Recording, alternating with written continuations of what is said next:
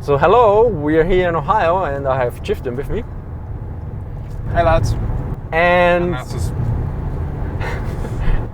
probably not many, but statistically there are likely a few. Yeah, I actually in my Vietnam video I just said hello gentlemen, welcome to Vietnam in the Firebase video, and somebody or some woman complained like, hey, they're girls or women too, and I said okay. You look at my YouTube analytics and it's yeah. like 2% or something like that. Yeah, I have 1.7 at my best times, I think. You're all very welcome, but the reality is most of the lads. Yeah.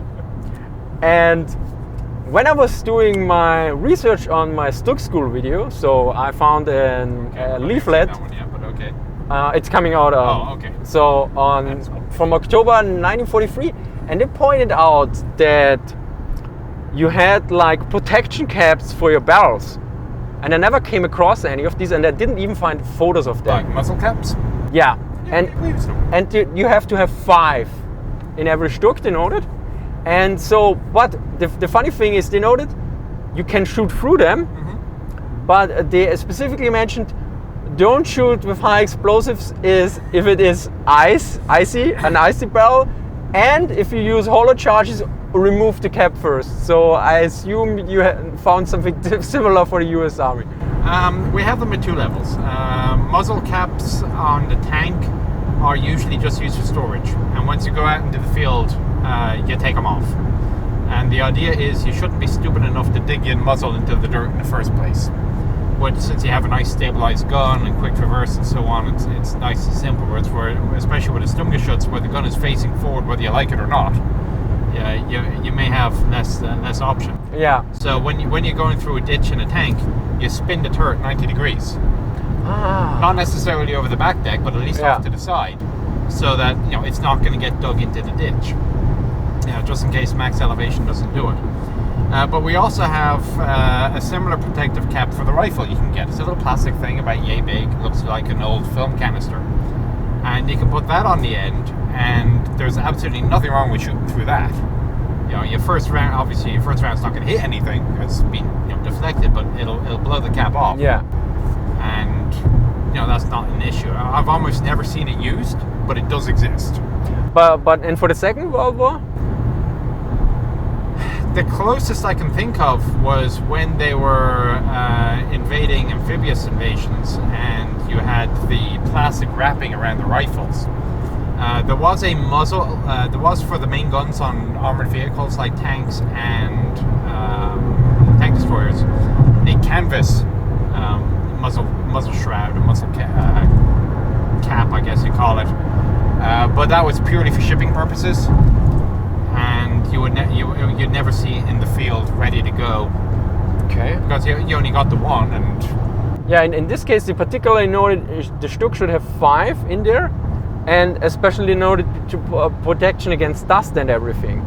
So I would be quite surprised that they didn't use it at all. Well, I mean, if you have them, why not use them? But the Americans, I guess, they just decided it wasn't worth it. We will stop and we'll actually clean our gun every now and then. Yeah, it could be the thing. I mean, that could be, maybe the Germans did a pull through once a week and the Americans did it every 2 days. I honestly don't know what the standard was. Probably would vary depending on what you were up to. Could it be related because the Sturmgeschütze were part of the artillery? That they were more keen on cleaning that stuff or something? I don't think so. I mean, if you have a piece of ordnance, you're going to keep it serviceable regardless of what branch you are. I mean, if I recall, for the manuals for the Americans, it became how busy are you? Are you in desert? If you're in desert, clean up more. If you're in the tropics, clean up more, because you're not worried about dust. Now you're worried about rust. Yeah, I need to look up for the Panzertruppen if I can find anything on it, because I never heard of them. I just come across that one. Oh, Air Force Museum, Follow 675. Okay. So that's kind of interesting, because it would be kind of weird that only the Sturks would have them to a certain degree. But that's such a minor detail, it's usually not covered in most books. Hang on, so the Sturks... I mean, this is what year? 1943, October 1943, and they specifically note it should have 5 in there. And the leaflet and other stuff is not. I don't think they mention anything with numbers like that. Like that it like should have 5 in there, and all the other stuff. They only note, for instance, other things they note which are very detailed. That, for instance, in your MP40, you should have at a maximum 20 shots. And I asked a guy who knows about the weapons, and he said, yeah, the issue is the springs. The Germans had a real problem with the springs. So if you have only 20 shots in there... Oh, in the magazine? Yeah, it definitely will work, unless you fill it up. There's a reputation that's very similar for the M16, that you put 28 rounds into a 30-round mag. I don't know if I ever had any particular belief in that, but... I mean, I talked with Philip, and he knows it, and he said basically the only guys in the Second World War that could produce high-quality springs were the US forces at all, and the Germans had... And then another point in the manual, they actually point out that you should maintain the springs as often as possible. In 2 miles, take exit 41 for Ohio 235 South Ohio 4 toward Dayton. Oh, there's an edit. No, the reason I asked about the year for the Sturmgeschütze is I'm wondering whether or not most of the Stugs by then had the longer gun with a muzzle brake. Yeah. Because if you had the shorter gun without a muzzle brake, that means putting a shoot-through cap is probably much simpler. But all had the muzzle brake at that point, I think. Well, wait, no, they all had a long barrel, but about the muzzle brake, yeah, I don't know. They had the long barrels, but was the long barrel always with muzzle brake? I'm not sure. I think it was. I think 43. Yeah. I think it did. I can't think of a Stug picture with a long barrel or a mid-length barrel that didn't have a muzzle brake. So I don't know, but again, just because a new system is entered service at a certain time, that doesn't mean it immediately hits the field. Now, a lot of people don't realize. Oh, this model tank was introduced in November 1943, and then all of a sudden they presume that every tank in December of 1943 was this new model. Well, no, that's not how it works. Especially not with the Germans. I think with the Panther, I think Roman Töppel told me that for one thing, I think the hatches, it took ages till they corrected them, and for the shot trap on the Panther that they added on the mantlet, there were there were 45 Panthers that still don't have that. Without it, yeah, because that's what was in the stores. So distributed manufacturing. But it's the same. You will see old one-hatch Shermans in Europe, in Northwest Europe, even though those had been out of production for years. Yeah. Because at least a year and a half, because that's just what they had. Some of them, granted, they had converted. There was an install kit that you could put out and you can convert it. But even then, not absolutely every tank got that. So it's always a production line. So I got on my Q&A video there a while, somebody asked, look, the M47 was created for the Korean tank panic. It was started production in 1951. Why wasn't it sent overseas? And the problem was, just because we were building it in 51 didn't mean it was ready for deployment. Yeah. And you need to train and do everything around that. And actually there were also problems with the vehicle that needed to be fixed after it was made. So they had a couple of hundred of these things sitting in a motor pool, and they couldn't be shipped out until the final fixes for a particular identified problem was identified, and then they had to implement it, and then it could be shipped out. So although it was produced starting in 1951, it didn't start shipping for almost 6 months to a year later. Yeah, that's usually. I mean, with the Panthers, they refurbished all of them, I think, before they sent them to Kursk, and still, then I think they lost 2 or 3 just getting off the railway platform and other stuff. So this is... I mean, the amount of people that, the Americans thought that the 75 was enough. They met Panther in Western Europe, and then they developed the 76mm. As if it was possible to develop, build, ship a tank in less than a month, because the 76 Sherman showed up in July. I said, no, it was approved in 1943 before anybody had met a Panther. Or certainly before the Americans had met a Panther. Yeah, that's the issue, that it takes a lot of time. This is also the same with the Luftwaffe and all the other stuff that people say, okay, the first prototype flew back then. Yeah, the first prototype, which is very far away from anything of serious production. And then if you have serious productions, then you need to train the people, you train the mechanics, you need the whole logistics and everything else, and then you need to iron out the teething problems and all the other stuff, and then you have a lot of bureaucrats and everything in between. It's like, I mean, it's probably you have the same for some of your videos and mine. Sometimes when people ask something around the channel, usually the answer is to 80 or 90% it's just logistics. I mean, I recently did the video why I don't do German videos, and some people just mentioned, as usual, logistics. That usually it comes down, most stuff to a certain degree is known, but to implement it or to make it work or everything takes quite a lot of time. And so it doesn't happen to a certain degree because, well, we usually don't have the time, or there's something else which is more urgent. My favorite question I've come across recently is why, and you'll see this on Reddit and Core and so on, is why were the Germans so advanced in rockets compared to the Allies? Were they? Well, they were advanced in ballistic rockets. They put a lot of effort into this, and it goes back to a certain degree from what I know, that in the Versailles Treaty, rockets were not covered. So initially, and they were limited in heavy artillery, so initially the German army, this is the thing, the V2 was an army project, the A4. Yeah. It was not a Luftwaffe thing, whereas the V1 was a Luftwaffe thing. Well, that I didn't know. So they wanted to circumvent the heavy artillery ban basically by producing rockets to some degree. So it started, and I think then they just kept on doing it into the war.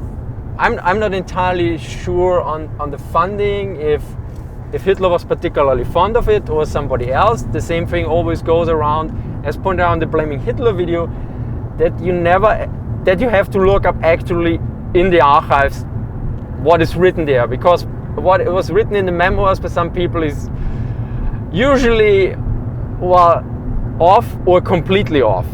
And because they're just saying, oh, okay, it was everything, Hitler made the wrong decision or something along those lines, then you see actually the discussion was quite more complicated and nuanced, and other people were proposing it as well. Well, my issue with the basic question though is that it presumes that the Allies were not working on rockets at all either. The difference was that the Allies were working on a different kind of rockets. Yeah. So, I mean, you ask a German infantryman what he thought of Russian rocketry after he's just been hit by a 5-battery Katyusha barrage, he's going to probably have a very, well, from his position, negative opinion on Soviet rocket scientists. And on the Americans, they do anything from the bazooka, which was a rocket, unlike the Panzerfaust, which is not a rocket. Yeah. To Rato systems to help carrier aircraft launch with heavier loads. The Germans had no need of a Rato system for a carrier. So it was just simply that the Americans and Russians were focusing on an entirely different type of rocket. Yeah. It wasn't that they smaller, unguided ones. Yeah. So they had better rockets in that field than the Germans did. The Germans had better rockets in the bigger field, or in a different field, than the Allies did, because the Allies didn't think it was worth putting the effort in. Yeah, I mean, the same goes with the Nebelwerfer, for instance. I need to look up on this a bit because I'm quite interested, and I got a few manuals on it. Because also if you look at, for instance, rocket artillery, it can deliver way more payload in a way shorter time. Mm-hmm. But then I want to do a video on this in the future where I compare the benefits, so I won't spoil too much here, of regular artillery versus rocket artillery, because there's quite a difference. And actually, I think it's Craig Bishop in Barbarossa Unleashed, or the book. Big thank you here to Matthew, I think, who sent it to me. And he actually collected in the end of the book the various statements of veterans about the Katyusha. And they go from completely dangerous weapon to, it was just a nuance. A nuisance. Yeah, because depending on what, from what I gathered so far, rocket artillery, if you're in the open, Well, you don't want to be in the open if you're an infantryman and there's a rocket artillery fired at you. But if you're sitting in a position, usually not much is gonna happen because it works mostly against soft targets and lightly fortified stuff, but not if you're well dug in. Well, that's why most artillery casualties happen in the first 30 seconds. That's why a simultaneous time on target is so important.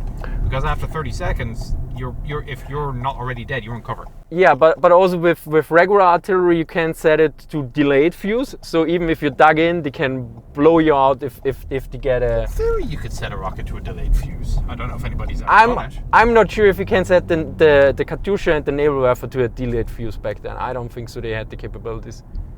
And nowadays, yes. But... A fuse is a fuse, surely. But do you think... do you think a rocket, a Katyusha, can penetrate frozen ground? No, I wouldn't think so. No. Yeah, but I think an artillery shell could do with a delayed fuse that it could penetrate enough and then pull it out. Okay, I can see that. So because I mean the German artillery video, and I still need to read up on the Nebelwerfer. The problem is this: I didn't find any good book, so I went to the archives and hopefully. They cover that part. Yeah. The issue is sometimes in the archive you find what you want or you got the wrong manual and it's not covered at all. But I don't think the delayed fuse. So from what I gathered so far, artillery can use against well dug in places as well, whereas rocket artillery usually won't particularly work. But then there's again also the effect, I think, from the air pressure or something. But I'm not entirely sure because there's a lot of myths going on, like. Which I'm not entirely sure if it's valid or not. Well, we are arriving at Wright-Patterson Air Force Base. So I've always wanted to go to this museum. It's holy, is this the thing? I think that's the museum. It's that's huge. big. That's huge. big. Yeah, there it is. National Museum of the US Air Force. So let's see if we can get it on there. So I actually don't see what I'm filming now. And that looks substantially bigger than the one at Pensacola. There's I swung by the Strategic Air Command Museum in Omaha, Nebraska, which is unfortunately kind of like, no offense to anybody in Omaha, but it's the middle of nowhere for most of us. But there's some huge hangars. They got a B-36 in there that it dwarfs everything. It's actually a very good museum. If you happen to be in the Omaha area, it is definitely worth driving I think it was like 40 minutes out of town to the west to check out the Strategic Air Command Museum. Or if you're just traveling cross country on Interstate 80, which is how I found I'm driving along, it's like an airplane on a stick. So, what's that? There must be something important here. Yeah, so that was definitely a good stop. It's a good museum. But so we'll see. It's one of the differences between this one and the one in Pensacola. It's the one in Pensacola. They don't mind if you touch the airplanes. Ah, okay. Because that way you get to feel the dope and you get to feel the. There's an eagle sitting there. There was? Yeah, there's an eagle and he's staring down. I think it looks like he found something or killed something. Well, there were plenty. I hope he's on the video. I'm not entirely sure because I didn't see you when I was punch it up in 4K. Yeah, you'll get some ornithologist or something like that coming up and saying, yeah, this was the kind of bird that was. That wasn't an eagle. That was actually a falcon. Like I can tell the difference. Yeah. I don't know. I think it was too. With big pointy beak. Yeah, I think it was too big for a falcon, but then I don't know your falcons. So you got a C-17 in a museum already. Ooh, is that an MX? You mean the train thing? Yeah, the boxcar. I think that's one of the nuclear missiles. Ah. That was cunningly disguised as a. It was originally designed as the MX. They changed the name to something else later.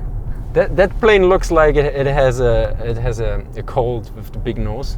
Yeah, the C-17, 730. So it's busy already. Look at the parking lot.